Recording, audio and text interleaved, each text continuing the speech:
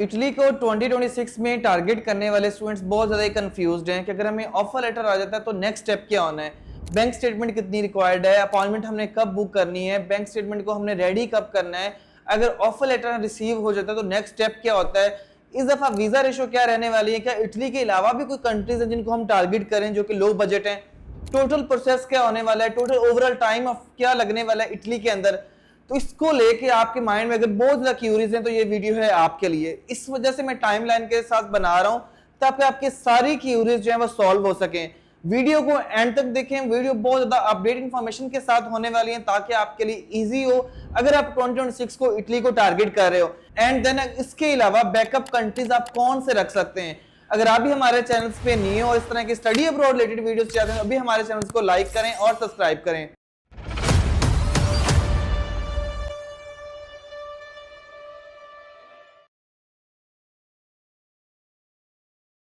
अस्सलाम वालेकुम everyone, this is me Umar Salim. जिस तरह आपको पता है इटली हर स्टूडेंट का जो है एक ड्रीम कंट्री बनता जा रहा है। मेन रीजंस की बात करें, अफोर्डेबल है, विदाउट आइट्स ऑप्शंस मिल जाते हैं, बजट टोटल 4 to 5 लाख का आता है। इटली के अंदर एडमिशन लेना बहुत ज्यादा इजी है, फर्स्ट कम और फर्स्ट सर्व की बेस पे मिल जाता है, आपको कोई इश्यूज यहाँ पे नहीं आते। बैंक स्टेटमेंट यहाँ पे बहुत ज्यादा लो अमाउंट की रिक्वायर्ड होती है। अभी तक हमारे बहुत स्टूडेंट्स को ऑफर लेटर भी रिसीव हो चुके हैं 2026 सितंबर इनटेक के, जो कि आपको स्क्रीन पे नजर आ रहे हैं। अगर आपको ऑफर लेटर रिसीव हो जाता है तो नेक्स्ट स्टेप आपका क्या होता है, नेक्स्ट स्टेप आपने प्री इनरोलमेंट करनी होती है जो कि इवन के 10 डेज बाद ओपन होने जा रही है। अगर आपको डिफरेंट यूनिवर्सिटी से ऑफर लेटर रिसीव हुए तो आपने उनमें से एक को चूज करना होता है। इस वजह से जो प्री इनरोलमेंट होती है वो एक मोस्ट इंपोर्टेंट स्टेप होता है after offer letter. Pre enrolment के ऊपर मेरी बहुत सारी वीडियोस बनी हुई हैं, जब ये ओपन होगी अगेन मैं इसके ऊपर वीडियो बनाऊंगा, तो ये आपने लाजमी स्टेप करना है। उसके बाद आपने क्या करना होता है, अपनी बैंक स्टेटमेंट के लिए अपने आप को रेडी करना होता है, अपनी बैंक स्टेटमेंट अपने डॉक्यूमेंट्स उसको रेडी करना होता है। बैंक स्टेटमेंट आपकी 3 to 6 मंथ यहाँ पे ओल्ड होनी चाहिए, यहाँ पे होल्डिंग की अमाउंट की रिक्वायरमेंट नहीं, उसकी भी वीडियोस आपको स्क्रीन पे नजर आ रही होंगी कि आपने कब अमाउंट रखवानी है। अगर आपको अभी ऑफर लेटर रिसीव हो चुके हैं तो आप साथ साथ अपनी बैंक स्टेटमेंट को मेंटेन करना स्टार्ट कर दो ताकि आपके लिए वीजा अपॉइंटमेंट जब आप बुक करो तो आपके पास बैंक स्टेटमेंट जो वो हो। अगर आपको अभी तक ऑफर लेटर रिसीव नहीं हुआ देन आप वेट कर सकते हैं, लेकिन अपना अकाउंट वो ओपन करवा लें। नेक्स्ट हमने क्या करना होता है कि अपनी वीजा अपॉइंटमेंट लेने के लिए आपने इंटियाना या बीएलएस के ऊपर अपना अकाउंट क्रिएट करना होता है। देखिए ये तो प्रीवियस स्टेप था कि 2025 में इंटियाना था, लेकिन अभी इस स्टेप्स का आइडिया नहीं है कि इस दफा अपॉइंटमेंट का सिस्टम क्या होने वाला है। लेकिन after offer letter, after pre enrolment आपने अपने आप को अपॉइंटमेंट के लिए रेडी करना होता है। अब हर स्टूडेंट के माइंड में एक ही क्वेश्चन आता है कि वहां पे तो अपॉइंटमेंट मिलती नहीं है। देखिए इटली के अंदर अपॉइंटमेंट मिलती हैं, स्टूडेंट्स के वीजास भी ग्रांट होते हैं, बस यहाँ पे जो मेथड होता है स्मार्ट माइंड जो लोग यूज करते हैं या वेबसाइट्स में अपने अकाउंट को पहले क्रिएट करके या जो इस तरह के मेथड्स यूज पहले से करके अपने आप को रेडी रखते हैं और अपना अपॉइंटमेंट के लिए पोर्टल चेक करते रहते हैं, उनको अपॉइंटमेंट फिर मिल जाती है। जो स्टूडेंट सोचते रहते हैं, जो लेट अप्लाई करते हैं, उनको ऑफर लेटर लेट आने की वजह से उनकी अपॉइंटमेंट बुक नहीं हो पाती। अब अपॉइंटमेंट बुक होने के बाद अगर आपकी अपॉइंटमेंट बुक हो गई है, आपने ये भी ध्यान रखना है ये ना आपकी अपॉइंटमेंट 30 मार्च की बुक होगी है 30 अप्रैल की और आप अपनी बैंक स्टेटमेंट 16 अप्रैल से जो स्टार्ट कर रहे हो।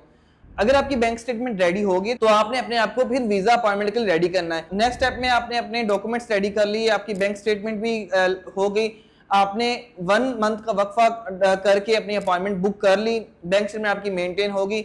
उसके बाद आपने एम्बेसी में अपनी वीजा फाइल सबमिट के लिए जाना होता है।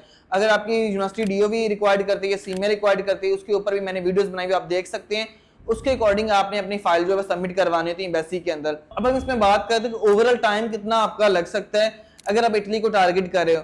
यहाँ पे आपके 6 to 7 मंथ जो है वो इजीली लग जाते हैं, आपको अपॉइंटमेंट, आपको बैंक स्टेटमेंट रेडी करते करते, आपको प्री इनरोलमेंट करते करते। अगर आपको डायरेक्ट इटली की अपॉइंटमेंट अगर नहीं मिलती तो उसके लिए बैकअप कंट्रीज कौन से होने चाहिए। देखें आप साथ साथ 2 कंट्रीज के लिए भी अप्लाई करवा सकते हैं अगर आप हमसे अप्लाई करवाना चाहते हैं, अदरवाइज आप खुद भी अप्लाई कर सकते हो। इटली के साथ जो अफोर्डेबल कंट्री है वो फ्रांस आ सकता है।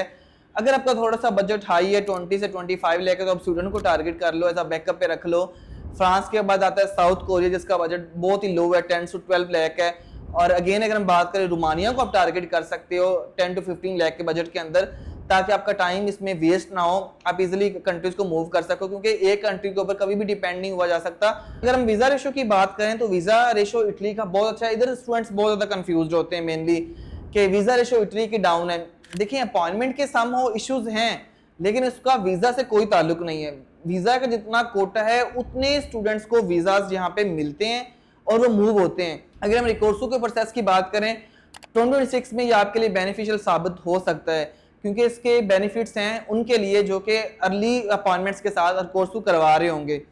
उसके बाद यूनिवर्सिटीज की बात करें, अगर आपको अभी तक ऑफर लेटर रिसीव नहीं हुए, बहुत ज़्यादा यूनिवर्सिटीज ऐसी हैं अगर आपका CGPA बिलो है आपको एडमिशन कंफर्म देती हैं। कुछ प्री इनरोलमेंट वाली यूनिवर्सिटीज हैं, इसके ऊपर भी वीडियो आपको स्क्रीन पे नजर आ रही होगी। एप्लीकेशन फी भी यूनिवर्सिटीज के अंदर अभी तक काफी ऐसी हैं जिनके अंदर नहीं है, लेकिन यहाँ पे 80 to 85% यूनिवर्सिटीज की एप्लीकेशन फी जो है वो हो गई है।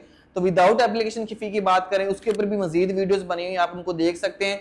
नेक्स्ट अगर हम MBBS बैचलर्स या PhD वालों को देखें तो उनका प्रोसेस क्या होता है। PhD के एडमिशंस भी ओपन हो चुके हैं जिसके लिए आप अप्लाई करवा सकते हो। बैचलर्स के लिए एडमिशन थोड़े से लेट ओपन होते हैं, लाइक मार्च से वो स्टार्ट हो जाएंगे। कुछ यूनिवर्सिटीज के एडमिशंस ओपन हो चुके हैं। MBBS इटली से बहुत सस्ता आपको पड़ सकता है। पाकिस्तान की यूनिवर्सिटीज की फी आपको 20 से 25 लाख जहाँ पे 1 ईयर देनी होती है, यहाँ पे इटली में 0 ट्यूशन फी है, 0 इनिशियल डिपॉजिट है और आप 5 इयर्स में स्कॉलरशिप्स के साथ जो है वो यहाँ पे जा सकते हैं। जहाँ पे आपको टेस्ट देना पड़ सकता है IMET का, जिसके लिए आपको अपने आप को रेडी करना पड़ेगा।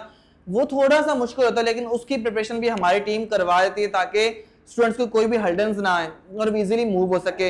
अब स्कॉलरशिप्स की अगर मेन बात करें तो स्टूडेंट्स स्कॉलरशिप्स के अकॉर्डिंग बहुत ज्यादा कंफ्यूज होते हैं कि इटली के अंदर कितने स्कॉलरशिप्स हैं। इटली में 3 तरह के स्कॉलरशिप्स यहाँ पे पाए जाते हैं। एक मेरिट बेस होता है, एक नीड बेस होता है और एक इनका मेरिट स्कॉलरशिप MEC के नाम है, जो कि इटली के मिनिस्ट्री प्रोवाइड करती है। स्कॉलरशिप्स के लिए अप्लाई करने के लिए कब अप्लाई करना होता है, अगर हम बात करें अप्लाई की, तो वो अपने जून जुलाई में करना होता है। हर यूनिवर्सिटीज के अलग अलग रीजन्स के अकॉर्डिंग स्कॉलरशिप्स जो हैं वो मिलती हैं और वो ओपन होती हैं। नेक्स्ट अगर हम कौन कौन से यहाँ पे डॉक्यूमेंट्स स्कॉलरशिप्स के लिए चाहिए होते हैं, आप 3 डॉक्यूमेंट्स की बेसिस पे अप्लाई कर सकते हो। एक आपका इनकम सर्टिफिकेट है। लो इनकम सर्टिफिकेट की बात करें तो आपकी जो इनकम है वो 70 लाख से कम होनी चाहिए। पाकिस्तानी PKR से नहीं आप एलिजिबल होते हो। अब ये आपने FBR से बनवाना है। देन आपका नो प्रॉपर्टी सर्टिफिकेट, उसमें ये मेंशन होगा आपकी कोई प्रॉपर्टी नहीं है। और लास्ट पे आपकी FRC मेंशन होगी। FRC आपने जो है वो पोस्टाइल करवाने की आपको जरूरत नहीं है। ये 3 डॉक्यूमेंट्स की बेसिस पे आप जो है इस स्कॉलरशिप्स के लिए एलिजिबल हो जाते हो। यहाँ से इसकी रैंकिंग लिस्ट लगती है। अगर रैंकिंग लिस्ट में आप एलिजिबल नहीं भी हुए तो आप उधर जाके भी जो है इजीली स्कॉलरशिप्स ये ले लेते हो। लेकिन अप्लाई मोस्टली यूनिवर्सिटीज का यहाँ से ही होता है और यहाँ पे रैंकिंग लिस्ट अक्टूबर में या नवंबर में लग जाती है। अब आप इटली में कब तक पहुंच सकते हैं अगर आपको ऑफर लेटर रिसीव हो गया। देखिए हर यूनिवर्सिटीज की डिफरेंट डेडलाइन होती है। अगर आप 2026 में इटली को टारगेट कर रहे हैं तो कुछ यूनिवर्सिटीज की डेडलाइन होती है कि आपने नवंबर तक इटली में आना है। कुछ यूनिवर्सिटीज ऐसी होती हैं जो कि कहती है कि आप मार्च अप्रैल 2027 तक भी आ सकते हो। और आप उन यूनिवर्सिटीज को टारगेट करें या पहले से ईमेल स्टार्ट कर दीजिएगा ताकि आपके लिए कोई इशू ना हो, आप इजीली मूव हो सको कि आपकी डेडलाइन वो रिजेक्ट कर दें, देन फिर आप इटली में मूव नहीं हो सकते हो, फिर आपको अलग से वीजा लेना पड़ता है। तो इसका बेस्ट सोल्यूशन यही है कि आप जो है अपनी यूनिवर्सिटीज को टारगेट करो या उनको ईमेल स्टार्ट करो। तो मुझे लेट भी हो सकती है, ये ईमेल आप मई या जून के अंदर कर सकते हो कि मैं इस टाइम जो है पहुंच आऊंगा, ताकि आपके लिए इजी हो, आपको कोई कंफ्यूजन ना हो। ये थी कंप्लीट इन्फॉर्मेशन 2026 के अकॉर्डिंग कि आपको कब अप्लाई करना है, कब अप्लाई नहीं करना, किन यूनिवर्सिटीज में अप्लाई करना है, बैंक सबमिट कब रेडी करनी है, अपॉइंटमेंट को कब बुक करना है। इसमें आप अपना बैचलर्स, मास्टर्स और PhD और अपना MBBS जो है वो कर सकते हो। नीचे सारे नंबर्स ऑफिस के दिए गए हैं, जो आपका नियर ऑफिस है आप उनमें जाके अपनी कंप्लीट इन्फॉर्मेशन इटली के अकॉर्डिंग, यूनिवर्सिटीज के अकॉर्डिंग जो है वो हासिल कर सकते हो। इस तरह की मजीद क्यूरीज की लिए व्हाट्सएप भी कर सकते हैं। हमारा व्हाट्सएप चैनल आप ज्वाइन कर लें ताकि आपके लिए ईजी हो। हमारे फेसबुक, इंस्टाग्राम के पेजेस उनको आप फॉलो अप कर लो ताकि आपके लिए इजी रहे अपॉइंटमेंट को बुक करना और हर अपडेट आप तक पहुंचते रहे। तो मिलते हैं इस तरह की एक न्यू वीडियो के साथ, तब तक अपना ख्याल रखिएगा। अल्लाह हाफिज।